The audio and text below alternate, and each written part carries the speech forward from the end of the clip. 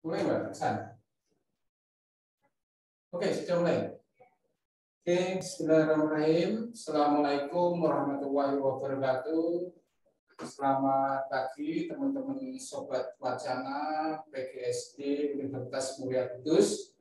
Pada kesempatan ini kita akan melakukan perkuliahan online ya terkait dengan mata kuliah estetika yang saya ampu kebetulan. Mata kuliah ini saya akan secara spesifik membahas tentang analisis gambar anak.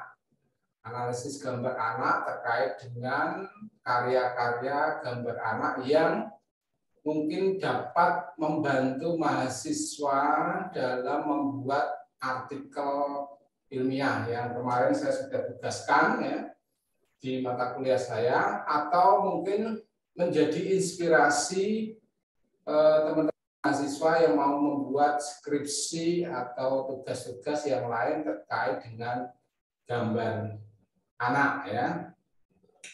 Oke, saya akan mulai tidak panjang lebar, saya akan mulai memberikan presentasinya. Oke.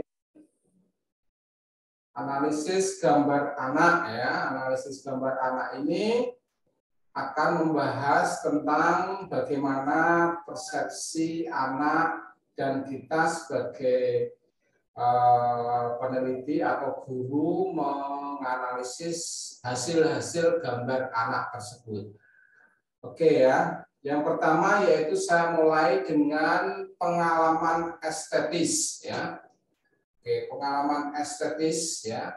Pengalaman estetis itu apa ya teman-teman Sobat Wacana?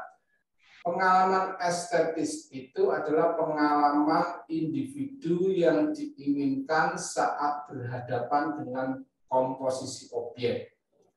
Pengalaman estetis itu dapat dilihat, kita lihat ada tiga, yaitu yang pertama pengalaman estetisnya itu sebagai sumber pengetahuan empiris.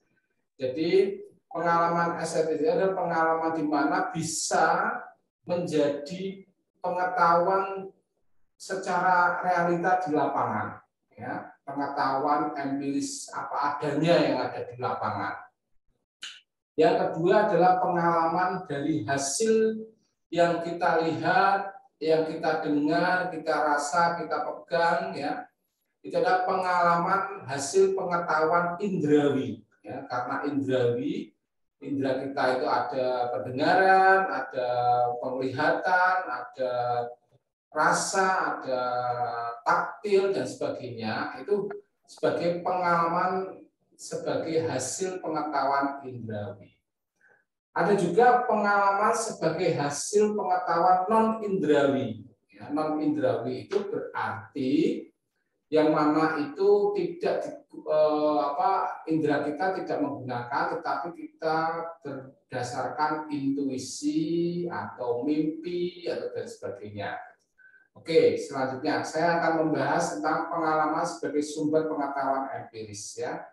Pengalaman yaitu suatu perasaan yang dialami oleh panca indera manusia sehingga dimungkinkan menimbulkan pengetahuan ya. Dasar konsep empiris digunakan sebagai pemahaman untuk menjelaskan bahwa pengalaman lebih intim dengan pembahasan pengamatan indrawi, yang mana semuanya yang kita lihat, semuanya yang kita dengar itu adalah empiris ya, apa yang ada di lapangan. Itu ya, itu pengalaman sebagai pengetahuan empiris. Selanjutnya pengalaman sebagai hasil pengetahuan indrawi, yang mana ketika pengalaman itu adalah rangkaian dengan pembahasan panca indera, persepsi menjadi medium yang terkait dengan pengetahuan dan perasaan. Jadi pengetahuan indrawi, kita memiliki panca indera yang mana ada mata, telinga, hidung, lidah, dan kulit. Itu adalah sebagai hasil dari pengetahuan indrawi, pengalaman. Kalau kita melihat lukisan, ya, itu pastinya kita akan terbawa pada pengalaman indera penglihatan. Kalau kita mendengarkan musik, itu adalah pengalaman indera pendengaran. Kalau kita merasakan minuman atau kita merasakan makanan, ya, itu lidah kita, rasa kita yang menjadi pengalaman, di mana ada pengetahuan indrawi. Dan juga ada kita memegang sesuatu, itu adalah pengalaman dari hasil pengetahuan indera taktil dan sebagainya. Itu yang menjadi pengalaman hasil pengetahuan indrawi. Ada juga pengalaman sebagai hasil pengetahuan non indrawi, yang mana pengalaman non indrawi itu merupakan pengetahuan yang mewakili hampir semua informasi melalui pemilihan, persepsi, pengamatan, pemecahan masalah, emosional, maupun pemberian makna. Biasanya pengalaman non indrawi itu biasanya tidak menggunakan indera, tetapi menggunakan mimpi. Ya, biasanya kalau mimpi, kita bermimpi, kita mengalami intelektual spiritual, ya. Nah, contohnya pengalaman mimpi itu bisa berimajinasi, ya, memiliki citra fisik, tetapi fisikalitas serta bermakna subjektif maupun objektif. Jadi hasil dari mimpi itu menjadi ide dari pengalaman empiris, pengalaman indera maupun non indera, itu menjadi ide di mana pengalaman itu menjadi pengetahuan untuk kita jadikan inspirasi ide. Ya, kalau kita berbicara dengan mimpi, kita tadi malam kita bermimpi, ya. Terus saya mimpi ketemu dengan seseorang. Nah, itu ide, ya. Ide itu untuk membuat suatu karya. Begitu pula dengan anak-anak. Anak-anak itu juga terkait dengan apa yang dia lihat, dia gambar, apa yang dia alami, dia gambar, apa yang dia apa yang dia mimpikan, pastinya dia bisa merepresentasikan dalam suatu karya, gitu ya. Oke, saya akan membahas tentang gambar anak. Gambar anak, ya. Slide-nya selanjutnya adalah gambar anak, yaitu gambar anak itu apa? Adalah salah satu wujud media untuk berekspresi dan berkomunikasi ketika kemampuan berbahasa verbal belum sempurna. Kadang anak itu kalau berbicara tidak bisa, verbalnya lemah. Atau mungkin anak itu tidak suka berbicara, dia takut. Ya, ada ketakutan di mana dia itu harus mengungkapkan verbalnya. Nah, itu tapi dari satu sisi itu aktivitas menggambar itu anak lebih bisa menuangkan imajinasi dan perasaan dalam bentuk goresan-goresan daripada dia mengungkapkan verbal, lisan, ya. Jadi ada bahkan tidak anak aja, ya, mahasiswa kita itu di PGSD itu kalau banyak yang kalau suruh ngomong itu susah gitu, ya. Tetapi kalau dia mengekspresikan itu bisa gitu, ya, bisa. Nah itu contoh, ya, apalagi anak itu ada anaknya yang diam gitu, ya, tetapi dia paham apa yang dia lihat, apa dia rasakan, seperti itu. Itu gambar anak itu menjadi media di mana ada anak yang belum sempurna, belum mau berbahasa secara verbal. Oke, selanjutnya yaitu karakteristik gambar anak. Karakteristik gambar anak dapat ditinjau dari persepsi terhadap berbagai unsur dan prinsip desain. Anda ketahui bahwa unsur seni itu ada garis, warna, bidang, tekstur, ya, dan sebagainya. Dan prinsip-prinsip seni, ya, prinsip seni itu ada balance, irama, point of interest, ya, itu adalah prinsip seni. Nah, persepsi anak terhadap bentuk dan warna itu memiliki masa waktu setiap individu yang berbeda-beda. Jadi persepsi anak itu akan berbeda-beda. Dilihat dari apa? Dilihat dari usia, kematangan individu, dan sebagainya.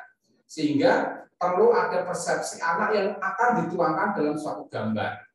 Itu karakteristik gambar anak tersebut. Nah, slide selanjutnya adalah penggolongan tipe gambar anak. Ini berdasarkan bukunya Lowenfeld and Lambert tahun 1970. Bukunya yang namanya Creative and Mental Growth. Itu gambar anak itu ditipologikan, digolongkan menjadi 6. Ya. Yang pertama yaitu periode coreng-moreng, scraping stick. Itu biasanya periode ini banyak dialami oleh anak pada usia 2 sampai 4 tahun.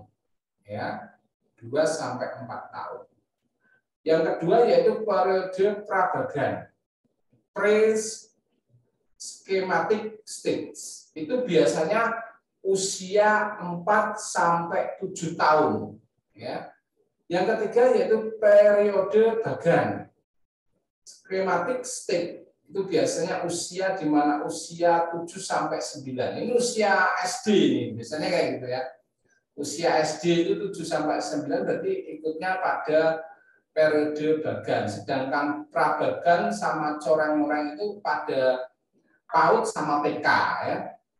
Nah, yang keempat yaitu periode realisme awal. Itu usia 9 sampai 12. Mungkin mau menginjak kelas 6 ya. Kelas atas ya, dan SMP mungkin mau SMP ya, itu adalah periode di mana realisme awal itu terbentuk dari tipe gambar anak. Yang kelima adalah periode naturalistik atau naturalisme semu. Itu usia 12 sampai 14 tahun ya. Dan yang terakhir adalah periode penentuan, itu usia 15 sampai 17 gitu ya. Sudah mau ke SMP SMA gitu ya, sudah balik gitu ya. Periode penentuan itu. Oke, contohnya ya. Slide yang selanjutnya contohnya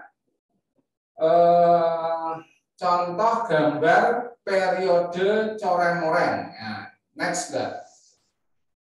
Contoh gambar coreng-moreng. Coba di next. Nah, ini scraping stick ya. Ini biasanya usia 2 sampai usia 4 tahun ya. Pasti teman-teman sobat wacana PGSD, mahasiswa PGSD pasti mengalami seperti ini. Karena kan sudah besar dari lahir sudah ada usia 2 sampai 4 tahun ya. Atau mungkin Anda mengalami melihat adik kalian ya. Kalian itu kalau menggambar itu pasti menggambar di tembok. Nah, itu biasanya temboknya itu penuh dengan goresan-goresan seperti ini ya. Nah, periode coreng-moreng ini namanya scraping stick ya, usia 2 sampai 4 tahun itu. Yang selanjutnya yaitu periode prabagan. Next. Periode prabagan. Nah, ini usia pada 4 sampai 7 ya. Dia bisa sudah memvisualisasikan garisnya itu tidak coreng-moreng, tidak terkendali, tetapi dia sudah membentuk lingkaran, membentuk garis, membentuk segitiga, tapi belum sempurna. Itu namanya periode prabagan ya, usia 4 sampai 7. Ini di TK ya, TK besar itu kayak gini. Umumnya seperti itu. Nah, selanjutnya ada periode bagan. Nah, periode bagan atau schematic stage itu usia 7 sampai 9 itu biasanya anak-anak kelas rendah ya, SD ya. Itu menggunakan periode bagan seperti ini. Sudah menata, sudah bisa membuat bentuk-bentuk yang yang diinginkan, sudah sempurna dalam memvisualisasikan unsur-unsurnya, unsur-unsur garis, unsur-unsur bidang, ya, warna, walaupun warnanya belum penuh, ya, warnanya masih menggunakan warna-warna dasar, gitu ya. Tetapi ini anak itu sudah mengalami periode bagan, seperti itu. Selanjutnya periode realisme awal. Nah, ini sudah usia 9-12 tahun, ya. Jadi sudah mewarnanya sudah ngeblok, ya. Dia sudah tahu paham semua warna harus dituangkan, ya.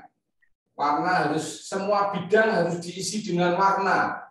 Itu periode realisme awal yang mana usia 9-12 tahun. Gitu ya. Terus penggunaan garis-garisnya sudah relatif sempurna. Pembentukan objeknya sudah kelihatan yang mana dia menginginkan bidang yang satu dan bidang yang kedua dan selanjutnya. Selanjutnya periode naturalistik. Nah, periode naturalis atau naturalisme semu. Ini usia 12-14 tahun. Ya, ini dia sudah mengimajinasikan apa yang dia lihat, apa yang dia alami atau apa yang dia imajinasikan. Itu. Dan periode yang terakhir adalah periode penentuan, usia 15-17. Ya, dia sudah punya karakteristik prinsip dalam membuat suatu gambar, ya. Sudah tertata dengan rapi.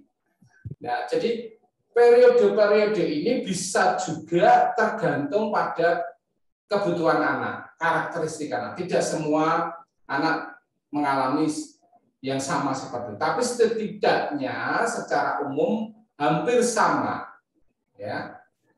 Anak pasti melewati namanya coreng-moreng, prabagan, bagan, realisme awal, naturalistik, sampai periode penentuan. Itu pasti seperti itu. Yang mana semua anak itu berbeda. Ya. Mungkin ada yang anak di masa 4-7 tahun masih coreng-moreng, ada yang anak periode naturalistik masih sudah bisa menentukan, ya, gambarnya seperti itu, ada. Tetapi secara umum, secara umum teori itu digunakan untuk standar konsep aja, ya. Selanjutnya kita mengarah pada analisis gambar anak, ya. Dalam menganalisis gambar anak, ya, analisis gambar anak itu Anda harus melewati 3 langkah ini. Yang pertama yaitu Anda harus mendeskripsikan karya. Mendeskripsikan karya itu Anda harus menjelaskan judul karya itu apa. Ya. Kalau dalam suatu penelitian pasti Anda mengambil karya anak, Anda wawancarai, tanya aja, gambar ini judulnya apa. Terus selanjutnya, siapa yang membuat? Pastinya anak itu. Namanya siapa? Nah, seperti itu. Belum Mbak. Masih menjelaskan ini. Nah, judulnya apa? Namanya siapa? Terus media yang digunakan. Apakah itu dia menggunakan media krayon, media spidol, pensil, ya, menggunakan kertas ukuran A4, ya, atau A5 atau A3, A2, ya. Dia menggunakan bisa menggunakan air atau cat minyak, ya, itu diutarakan. Yang selanjutnya adalah unsur-unsur dan prinsip desain dalam karya. Anda jelaskan garisnya kayak apa, warnanya kayak apa. Di situ ada prinsip-prinsip prinsip-prinsip keseimbangan enggak antara kanan dengan kiri itu, adakah seimbang atau dia ada irama yang menjelaskan seperti itu. Dan yang terakhir adalah pemaknaan karya atau psikologi budaya. Biasanya nomor 1 dan nomor 2 itu tahap denotasi. Nah, apa adanya denotasi. Ya. Kalau yang tahap 3 itu konotasi, maknaannya seperti itu. Oke, contohnya seperti ini. Nah, bisa beri contoh nih. Oke, ini adalah gambar anak yang dibuat oleh suatu di next lagi, Mbak. Di situ ada lagi. Nah, itu judul gambar anaknya itu adalah Pergi ke Sekolah. Ya, ini karyanya anak yang namanya Amgalen Datar Margat Erden, yaitu jenis laki-laki ya, yang membuat ada seorang laki-laki usia 6 tahun berasal dari Mongolia. Ini analisis ini saya kutip dari teman saya dari analisis karyanya ya. Sumbernya dari katalog Mitsubishi Impressing Gallery Festival of Asian Children Art Jepang tahun 1999. Ini contoh karya judul Pergi ke Sekolah. Nah, kita akan analisis gambar tersebut ya. Next ya. Nah, next lagi, Mbak. Nah, dari sintaksisnya, garisnya ya, dari gambar di samping dapat dilihat unsur garis yang tegas dan mengalir spontan atau lancar. Garis digunakan relatif tebal karena menggunakan apa? Menggunakan kuas ya, tebal. Obyeknya lebih jelas ya, garisnya dibentuk setelah proses pewarnaan. Jadi diwarna dulu baru garisnya ditebalin. Hitam-hitam itu ya. Kalau dari unsur warnanya, itu warna digunakan dalam objek adalah warna hangat dan panas. Kalau dalam psikologi warna itu ada warna dingin, warna hangat atau panas. Kalau warna hangat panas itu kan warna kuning, ya, hijau kekuning-kuningan, gitu, orange, ya, itu warna hangat dan panas. Kalau warna dingin kan ada nanti warna yang biru, ya, nah, itu bisa. Warna teduh atau warna dingin, ya, warna teduh atau warna dingin atau adalah biru, menjadi latar belakang gambar sehingga membuat objek gambar itu menjadi lebih jelas. Ya. Jadi digunakan beberapa warna dingin dan warna hangat, warna dingin dan warna hangat teduh ya, itu ya. Selanjutnya tekstur. Nah, kalau kita pahami tekstur itu harus kita raba, ya. Meja ini saya raba tekstur, tetapi sebenarnya tekstur itu adalah tekstur nyata dan ada tekstur semu. Artinya tekstur itu bisa dilihat, ya, tidak harus diraba. Kita lihat dari gambar tersebut, tekstur itu bisa dilihat dari motif melengkung, ya, menyerupai bunga yang menjadi tekstur di baju figur manusia besar. Nah, di sini ya, artinya ada tekstur-tekstur juga bercak-bercak putih menjadi tekstur di latar belakang mengisi bidang kosong. Nah, ini tekstur, walaupun tidak bisa diraba, tetapi bisa dilihat. Itu tekstur, titik-titik, ya, notah-notah yang menjadi garis-garis itu menjadi tekstur, yang mana itu adalah merupakan tekstur adalah merupakan unsur seninya. Ya, selanjutnya, Mbak, kita menginjak denotasinya. Gambar dibuat di atas kertas persegi beberapa objek yang terlihat pada gambar tersebut antara lain.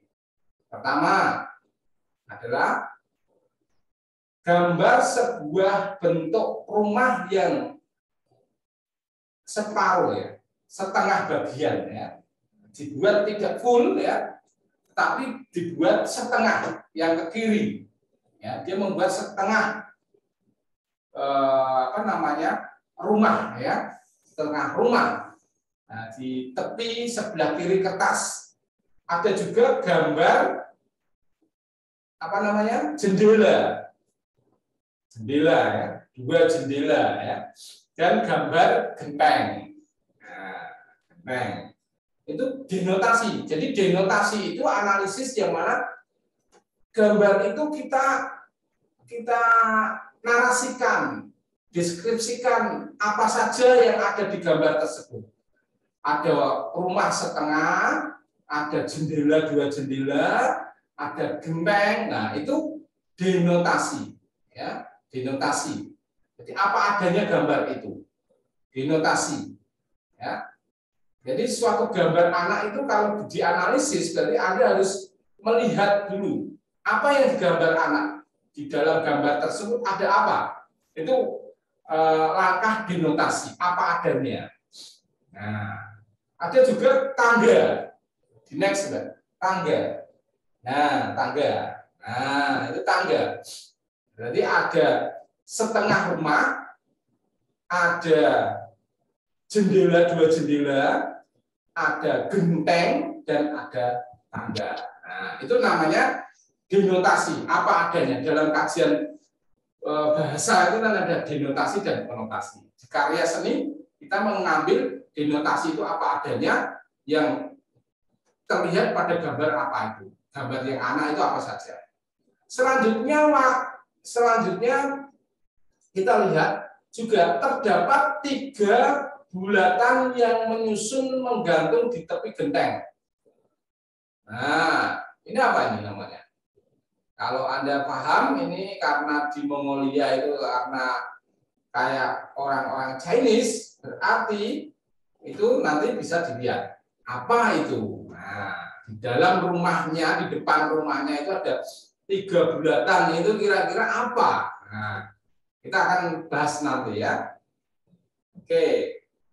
Yang selanjutnya, denotasi yang selanjutnya adalah 3 figur manusia dengan ukuran yang berbeda. Yang pertama yaitu figur manusia yang paling tinggi dan besar. Ya, ini ada manusia yang paling besar, terus yang selanjutnya figur manusia yang lebih pendek, lebih kecil. Nah, pastinya kalau kita analisis, ya, ininya adalah ibunya dan ini adalah anaknya. Anaknya itu siapa? Yang membuat gambar tadi, ya. Selanjutnya, figur manusia yang paling kecil menempel di badan figur manusia yang paling besar. Kira-kira itu apa? Nah, berarti di dalam figur manusia besar itu atau ibunya ada anak kecil, dedek kecil yang belum lahir, ya, digambar itu, ya, digambar. Berarti kita simpulkan bahwa terus yang selanjutnya, next, ya, next, terdapat bercak-bercak atau tekstur putih di background gambar. Nah, itu apa nanti? Kita akan jelaskan, ya. Bercak-bercak gambar itu apa? Oke. Selanjutnya yaitu langkah makna konotasi. Setelah kita membahas tentang denotasi, semua sudah dibeberkan apa adanya, ya, gambar-gambar itu apa adanya semuanya, ya. Setelah itu kita menginjak pada konotasi. Nah, kita akan menjelaskan konotasi itu beberapa denotasi kita maknai. Ya, dari beberapa objek yang menyusun gambar di samping terlihat gambaran tentang seorang ibu, ya, sosok yang besar tadi, ya, mengajak anak kecil menuju ke sebuah rumah, Tadi teman-teman sobat wacana, gambarnya judulnya tadi apa? Pergi ke sekolah. Nah, berarti menuju ke sebuah rumah berarti itu bukan rumah sembarang, itu adalah sekolah. Nah, ya. Nah, kita akan lihat lagi. Tadi ada, jika kita hubungkan dengan judul gambar tersebut, ya, kreator, ya, di next slide, kreator itu, kreator atau anak tersebut, ya, itu menyampaikan gambaran tentang suasana saat dirinya diantar ke sekolah oleh ibunya. Penggambaran sekolah berupa rumah yang dihiasi lampion. Berarti ini lampion ini, ya, karena di dalam konteks Mongolia itu budaya lampion itu ada, kita juga ada, ya, dengan tangga dan 2 jendela. Terus selanjutnya kita akan melihat di dalam budaya Mongolia itu ada namanya, dalam budaya itu ada namanya, beberapa budaya pasti ada atribut yang menyertainya. Jadi situasi saat berangkat sekolah itu diliputi musim salju. Jadi Mongolia itu terkenal ada salju, 4 musim, ya, salju. Terus terang, kalau kita berbicara salju itu pasti di dalam budaya daerah pasti akan memakai kayak apa namanya, topi, ya, musim dingin, ya. Kalau kita itu, kalau mungkin kalau di budaya kita membuat orang tua pakai pecis, pecis gitu ya. Tapi kalau di Mongolia dia pakai topi untuk penghangat kepala, ya, ya, musim dingin, dan baju lengan panjang mirip jaket, ya, itu ya. Terus karena negara Mongolia merupakan salah satu negara yang memiliki musim salju, ya, sehingga sang ibu sedang mengandung seorang bayi, ya, tadi ya, yang ada di apa namanya, di perutnya ibu itu, ya, bayi, ya, bayi yang kecil, ya, tergambar adanya bentuk manusia kecil yang menempel pada badan, juga bentuk perut ibu yang digambarkan buncit. Bayi digambarkan terlihat karena kreator anak tersebut adalah anak-anak usia 6 tahun yang masih menggambarkan berdasarkan yang ia tahu tapi bukan yang ia lihat, ya. Jadi anak 6 tahun itu menggambarkan, itu prinsipnya adalah yang dia tahu.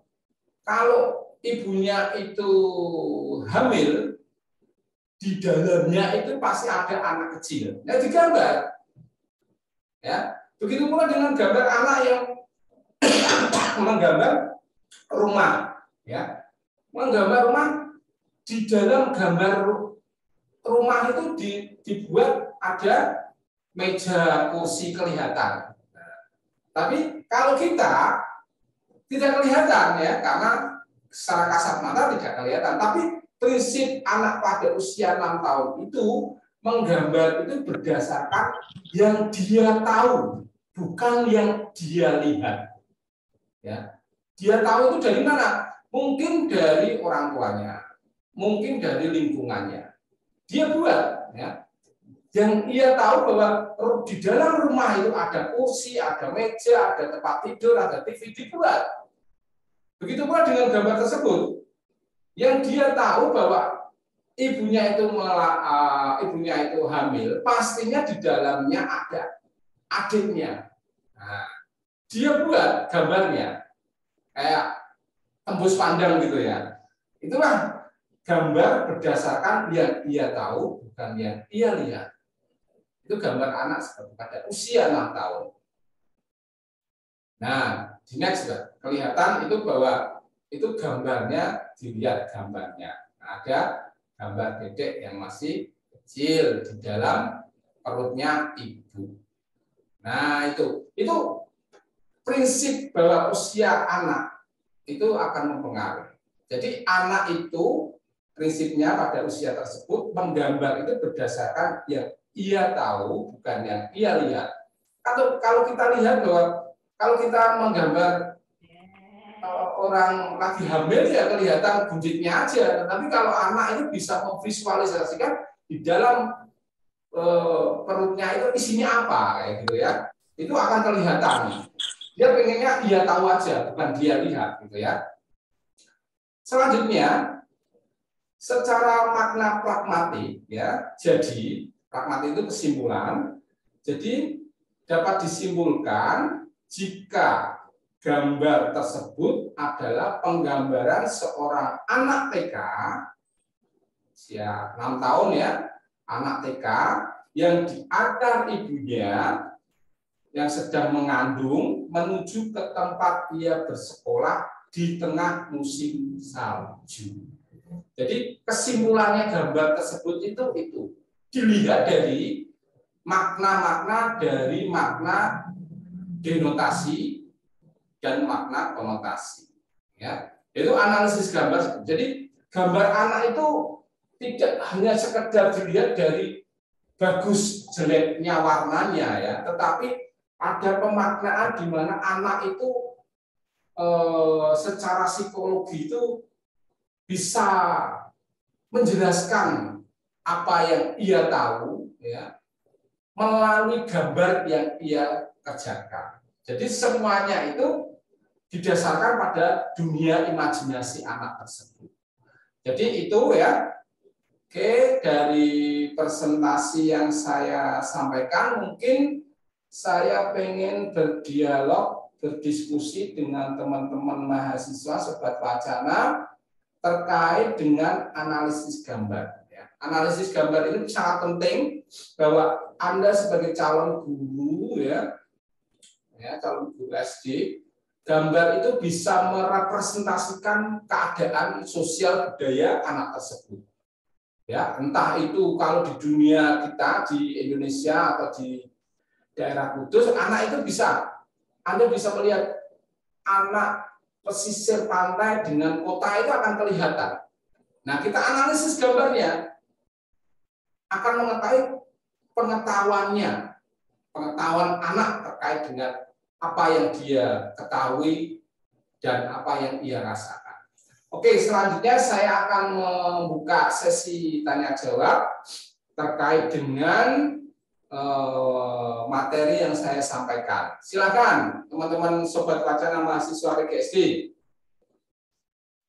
Ada kelas A, kelas B sampai kelas I ya. Nanti bisa disampaikan pertanyaannya secara jelas. Silakan. Ini loh, mahasiswa itu biasanya tadi yang saya katakan, masuk kayak anak ya. Masuk kayak anak maksudnya verbalnya tidak sempurna, maksudnya masih malu-malu ya. Tapi kalau anak wajar karena dia punya dunia yang berbeda. Kalau sudah mahasiswa, harapannya bahwa sebenarnya Anda sudah melewati itu ya. Jadi tidak malu-malu ya, tapi malu-maluin nggak apa-apa ya. Daripada malu-malu ya, malu-maluin ya. Silakan teman-teman mahasiswa. Ada yang mau ditanyakan? Silakan. Nama, NIM, kelas disertakan. Oke, jangan lupa Mbak Zena tolong di absensi juga ya. Bisa disampaikan di grup chatnya. Silakan teman-teman mahasiswa bisa bertanya. Ada yang mungkin bertanya, bisa raise hand atau bisa tanya langsung di chat ya. Terkait dengan materi yang saya sampaikan. Mungkin materi saya terlalu cepat ya, nanti juga saya akan kirim aja materinya ke Mbak Zena, bisa bisa di-download atau diunduh ya. Silakan.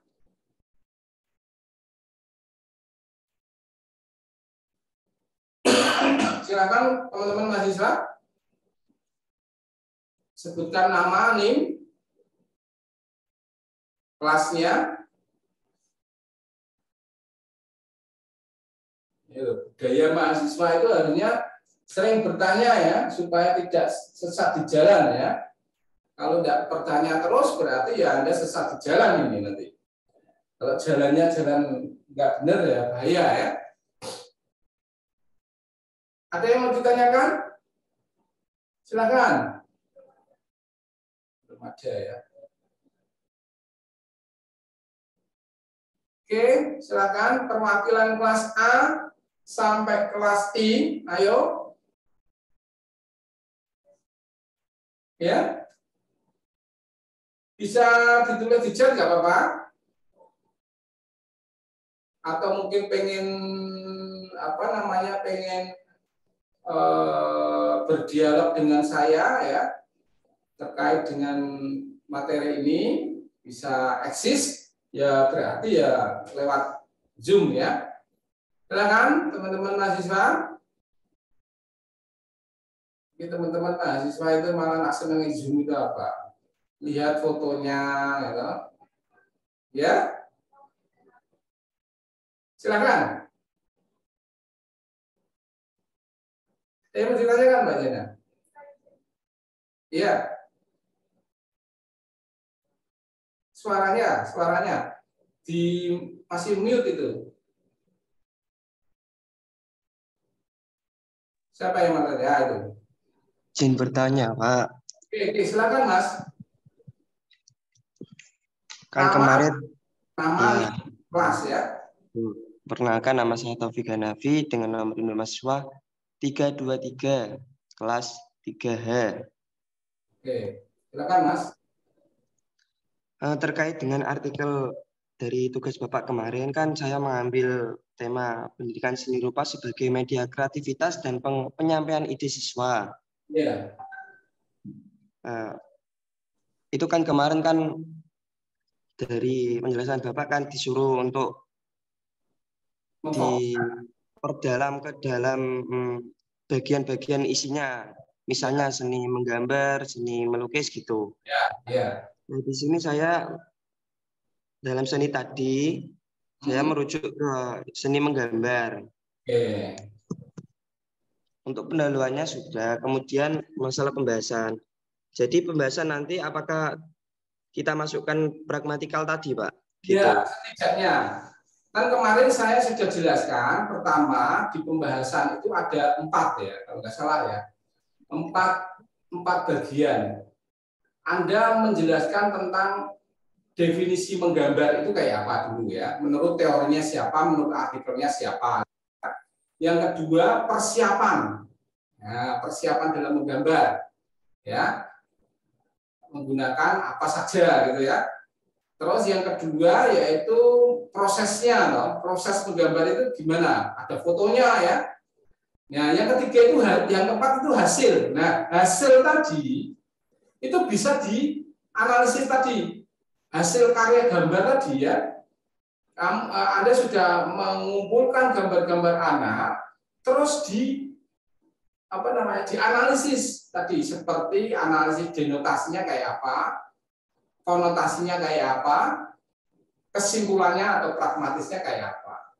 Nah, itu di hasil itu, Mas. Itu Mas Taufik. Iya, Pak. Terima kasih. Mau ditanyakan lagi?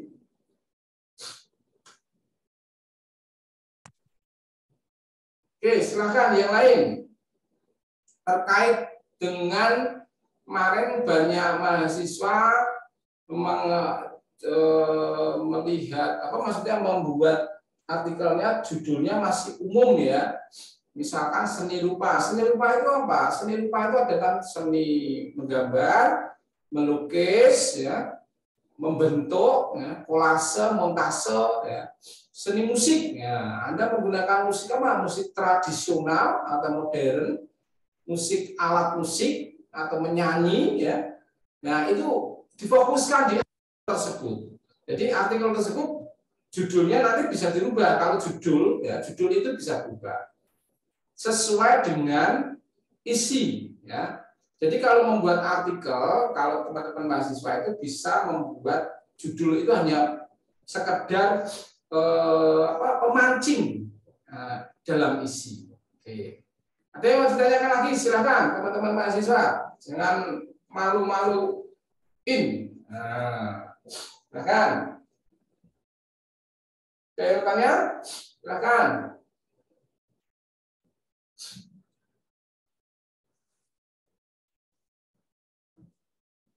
Oke. Belum ada yang bertanya, Mbak Zena? Silakan kalau mau bertanya lewat chat boleh atau raise hand.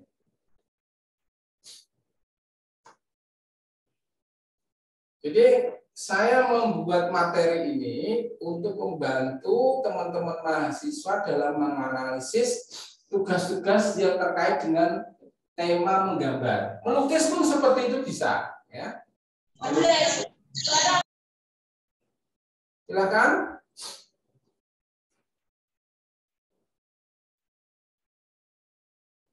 Kuliah seperti ini online itu biasanya kayak gini ya. Tapi kalau offline ini enaknya itu interaksi, ya. Tapi kelemahannya kalau online itu Anda itu bisa menyambi sana, menyambi masak, ya, menyambi tidur, ya. Online itu seperti itu. Tetapi kalau harapannya online maupun offline Anda bisa lebih aktif ya dalam bertanya, berdiskusi ya terkait dengan materi yang saya sampaikan. Silakan.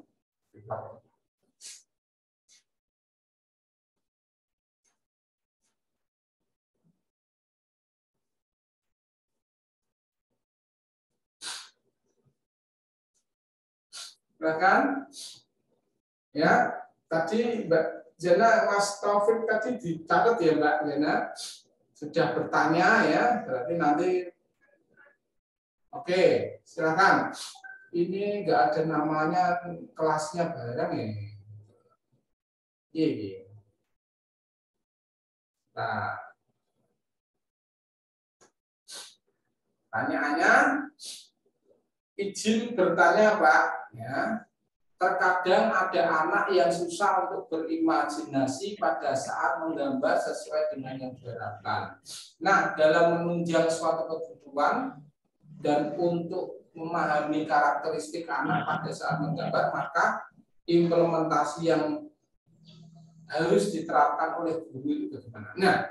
Nah itu namanya sebenarnya seperti halnya ini saya, ya. Seperti halnya ini saya sering memotivasi Anda, apalagi Anda saya suruh bertanya, nggak ada yang bertanya misalkan, itu bagaimana saya sebagai dosen itu ya itu pertanyaan dari Mbak Nabila Siti Khairunisa, linknya ya, kelasnya kelas 3E ya. Oke. Nah, jadi kalau kasusnya seperti ini adalah kompetensi yang mana kompetensi guru itu adalah perlu dikedepankan. Jadi anak susah berimajinasi itu tidak ada. Karena dunia anak itu dunia berimajinasi.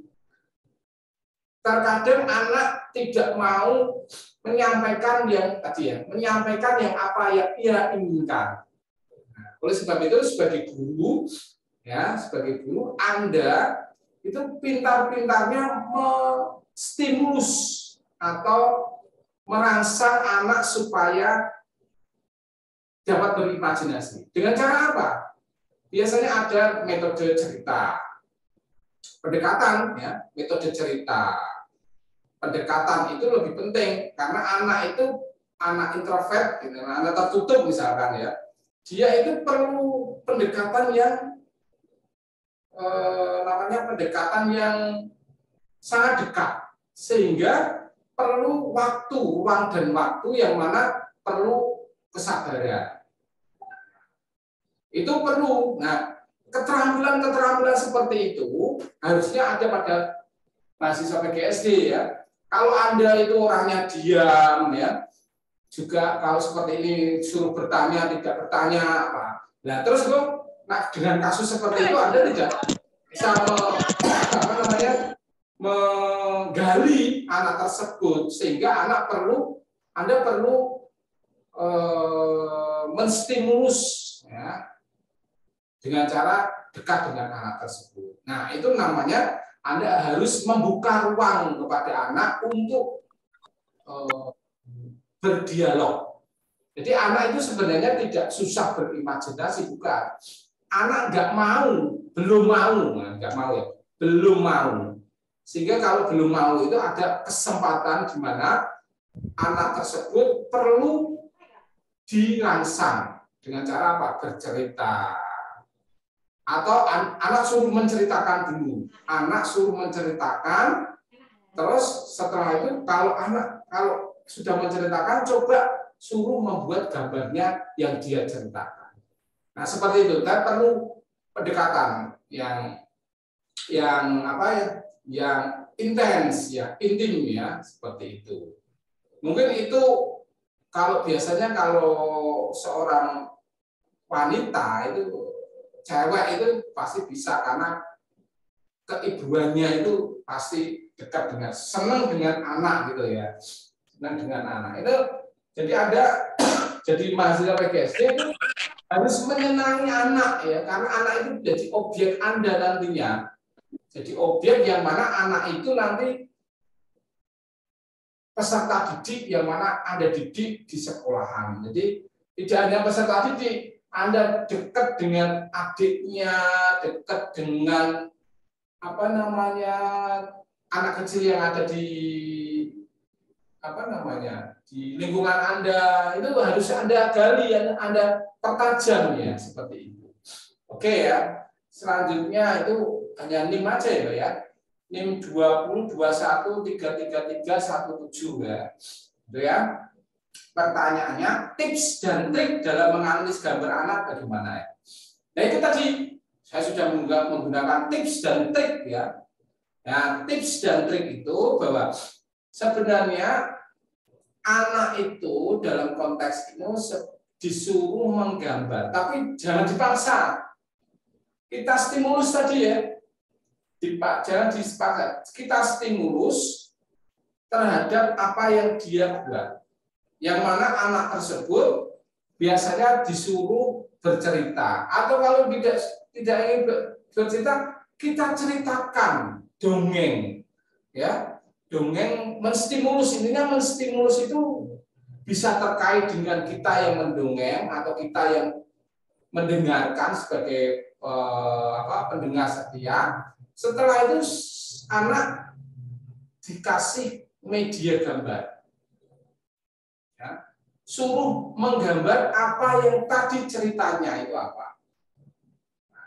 Jangan melihat hasil ya, kita melihat prosesnya ya. Jadi hasil itu dalam karya seni itu, hasil itu tidak dicari, tapi proses yang mana berdialog waktu menggambar. Jadi Anda temani menggambar itu dengan pertanyaan-pertanyaan. Ini gambar apa, Dik? Kamu menggambar apa? Dia cerita. Jadi lebih banyak ceritanya daripada gambarnya mungkin. Nah, seperti itu. Jadi antara perkataan dan psikomotoriknya gambar itu ada semacam keseimbangan balance antara otak kiri dengan otak kanan. Ya. Apa yang dia ucapkan dan apa yang dia goreskan itu akan menarik itu. Ada kesamaan dengan apa yang dia ungkapkan dengan gambarnya. Ya, karena mungkin kalau mengungkapkan kata-kata susah, tapi gambar itu mudah. Ya. Misalkan menceritakan tentang seseorang yang jahat. Dia akan melihat gambarnya, kita lihat gambarnya, oh itu yang jahat itu laki-laki atau perempuan, itu bisa dilihat. Jadi gitu. Jadi perlu semacam tips dan trik tadi, yang mana anak itu memang memiliki karakteristik yang berbeda. Anak yang suka, ada yang tertutup dan ada yang terbuka. Setidaknya kalau anak yang tertutup itu adalah pendekatan secara intens, yang mana Anda bisa menstimulus dengan mendongeng. Ya, itu salah satu bisa. Atau memberikan stimulus gambar-gambar yang sudah jadi. Nah, nanti anak suruh menggambar yang berbeda. Seperti itu. Oke, selanjutnya dari Agus Beli, NIM-nya 319, kelasnya ini ya. Mohon penjelasan artikel yang berkualitas seperti apa wujudnya. Apakah tiap gambar memiliki karakteristik yang unik? Seberapa besar pengaruh lingkungan terhadap perkembangan daya imajinasi ya. Jadi pertanyaan ada 3. Yang pertama terkait tugas. Artikel yang berkualitas itu seperti apa? Kalau saya, artikel yang berkualitas itu adalah artikel yang dibuat oleh yang membuat artikel dengan sungguh-sungguh. Ya.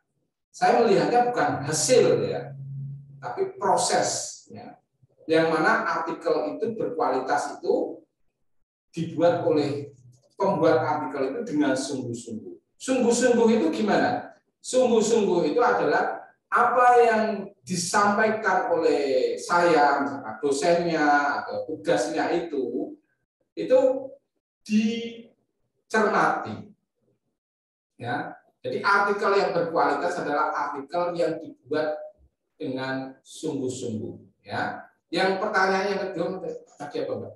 Pertanyaan yang kedua yaitu apakah tiap gambar memiliki karakteristik yang unik? Iya, tiap gambar memiliki karakteristik yang unik karena keunikan itu ada pada individu yang membuat gambar. Manusia itu diciptakan berbeda-beda. Manusia itu tidak sama. Ya. Jadi bahasanya lagunya itu ada dibanding-bandingkan. Itu memang benar. Tidak boleh dibanding-bandingkan individu. Karena setiap individu itu memiliki keunikan yang berbeda-beda. Ya. Karakteristik yang berbeda-beda. Nah, oleh sebab itu tiap gambar pun yang digambar akan unik, gitu ya. Nah, seberapa besar? Ya, pertanyaan ketiga, seberapa besar pengaruh lingkungan terhadap perkembangan daya imajinasi anak?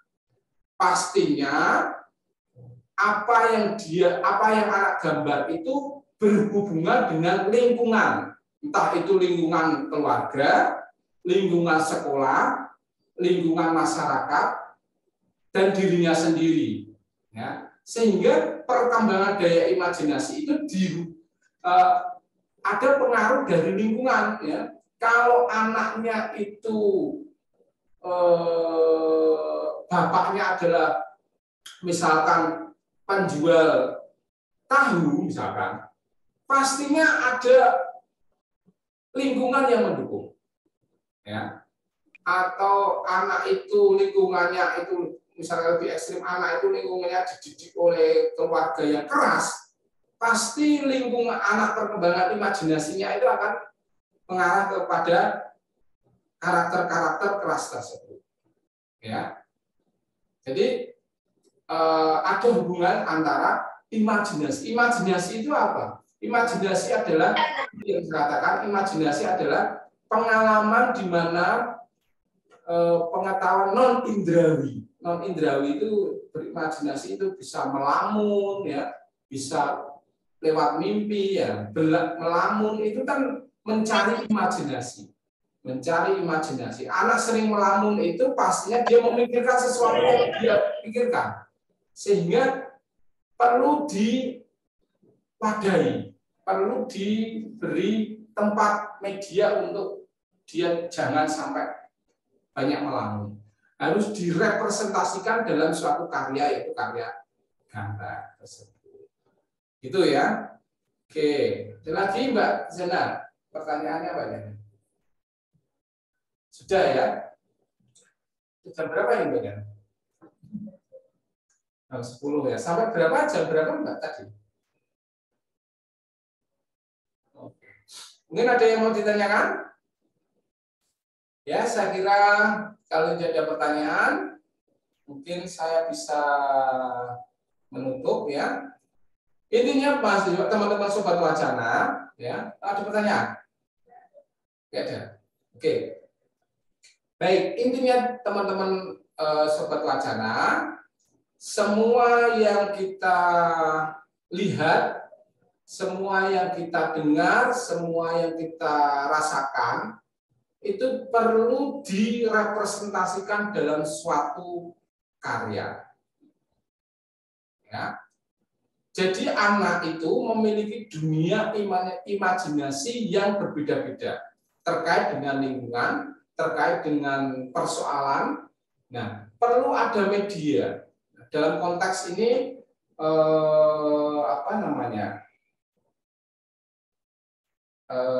Aristoteles yang mengatakan perlu adanya katarsis. Katarsis itu apa? Katarsis itu menyucikan diri, atau kita itu pengen plong gitu ya. Ada masalah plong itu dengan cara kita berkarya supaya tidak stres. Misalkan Anda stres itu kan Anda sedih misalkan ya. Kalau Anda sedih itu pastinya Anda itu perlu pelampiasan gitu ya. Entah itu bernyanyi, entah itu entah itu Anda membuat puisi, entah itu Anda membuat gambar, entah Anda itu punya masalah itu nulis status, ya. Oke, ini ada pertanyaan lagi ya. Oke, baik, tapi nggak ada namanya ini ya. Oke. Ya, terima kasih atas penjelasan. Satu lagi pertanyaan dalam analisis lebih mementingkan data. Dalam menganalisis lebih mementingkan data, yaitu temuan di lapangan atau penyelesaian terhadap teori yang digunakan untuk menganalisis. Nah, ini ya sebenarnya ya. Pertanyaan ini kan ada dua kubu yang berbeda. Artinya, apakah kita itu akan mementingkan temuannya atau pengen teori itu digunakan untuk analisis. Nah, pertanyaan yang sangat menarik ya. Jadi kita melihat, kalau kita melihat data itu penting, tapi data itu mentah. Ya, data itu di lapangan itu seperti apa? Temuan data di lapangan itu terkait dengan gambar itu, gambarnya itu seperti apa? Itu data penting sebagai awal untuk kita menganalisis ya. Tetapi data itu penting kalau tidak ada teori yang digunakan, data itu akan bisu, data itu akan diam, data itu akan mati. Sehingga perlu ada suatu teori yang digunakan untuk menganalisis. Jadi data itu adalah jasad, teori adalah rohnya. Nah, antara jasad dan roh akan hidup. Ya, kalau jasad tidak ada roh, itu adalah mayat. Ya, kalau tidak ada jasad yang ada roh, nah begini ya melanggar. Itu dua-duanya penting ya, karena saling melengkapi. Yang mana jasad, fisik, ya, fisik itu adalah data di lapangan, harus kita berikan rohnya, harus kita berikan teori untuk menghidupkan. Nah, seperti itu. Jadi konteksnya saya ilustrasikan seperti itu ya. Jadi ilustrasinya bahwa karya gambar anak itu kalau tidak dianalisis hanya sekedar karya, ya, hanya sekedar karya yang mati. Harus kita hidupkan dengan cara kita analisis menggunakan teori-teori. Yang saya sampaikan tadi itu adalah teori-teori, ya, supaya dapat hidup gambar itu. Nah, seperti itu, teman-teman sobat wacana ya. Itu ya. Ada yang tanyakan lagi Mbak Jana? Cukup ya? Oke, ada. Oke ya, oke. Baik, ada lagi. Oke. Orang yang sama ini, orangnya yang sama terus ini. Oke. Sebentar. Kalau menurut Bapak, lebih penting analisis data yang mendalam atau penyelesaian teori yang mendalam? Nah, ini pertanyaan yang tadi itu ada hubungannya. Bahwa apakah lebih penting analisis data yang mendalam atau penyelesaian teori yang mendalam? Sebenarnya, analisis data yang mendalam itu untuk menyelesaikan teori. Ya, ada hubungannya. Jadi, menyelesaikan teori yang mendalam itu harus ya melalui analisis data yang mendalam. Contohnya misalkan, kalau kita menganalisis suatu karya gambar, ini contohnya ya, kita harus menganalisis gambar itu secara mendalam. Artinya gambar yang mendalam itu Anda harus mewawancarai, Anda harus mengamati secara secara langsung, ya. Anda harus mengumpulkan data-data, Anda harus mengumpulkan karya-karya tersebut. Itu analisisnya dari segi analisis secara kualitatif. Ya. Atau mungkin kalau Anda itu pengen menganalisis secara kuantitatif dari semua anak di Kabupaten Kudus itu, ya, sebelum menggambar, Anda angket, ya, analisisnya gimana, responnya gimana, ya. Hasilnya kayak apa? Nah, itu. Nah, akan menemukan teori yang mendalam. Jadi teori itu dibangun karena analisis. Ya. Teori itu nampak. Teori yang mendalam itu nampak. Itu karena analisis Anda. Ya. Jadi teori itu hasil dari analisis yang kita temukan. Ya. Jadi jangan memilah dan memilih. Itu ada prosedurnya yang mana teori yang mendalam itu karena hasil analisis yang mendalam. Seperti itu. Oke, lagi? Sabun, Mbak? Sudah ya? Baik ya. Terima kasih teman-teman Sobat Wacana pada hari ini ya. Kira-kira saya sampaikan bahwa insya Allah podcast ini, podcast di Studio Wacana Akreditasi PGSD A Universitas Muria Kudus ini menjadi media edukasi, dialog kita sebagai dosen dan mahasiswa. Mungkin teman-teman dosen ya pengen, atau mungkin di luar dosen PGSD pengen mengisi podcast di PGSD, kita menerima dengan sangat-sangat senang, ya, terbuka, karena harapan kami podcast Studi Wacana ini menjadi tempat di mana kita itu berdialog, bisa melalui perkuliahan, bisa diskusi, ya. Karena saya tidak menggunakan moderator, karena memang saya itu ini adalah mata kuliah saya, mata kuliah estetika. Mudah-mudahan dengan diskusi kita pada hari ini, ya, penyampaian materi yang saya berikan bisa menjadi inspirasi teman-teman mahasiswa PGSD UMK atau yang lain, atau mungkin mahasiswa S2 yang mau mengambil terkait dengan analisis gambar anak. Ya, sangat menarik karena gambar anak itu mudah untuk ditemukan ya di kehidupan kita sehari-hari, karena menggambar itu menurut saya itu menggambar itu aktivitas yang mudah digunakan, tetapi kita terbelenggu pada gambar yang bagus itu kayak apa. Nah, itu salah tuh. Bukan. Gambar yang bagus itu adalah gambar yang dimaknai seperti apa, bukan gambar warnanya harus sesuai dengan warna alam, yang harus naturalistik, gambarnya harus jelas, tidak.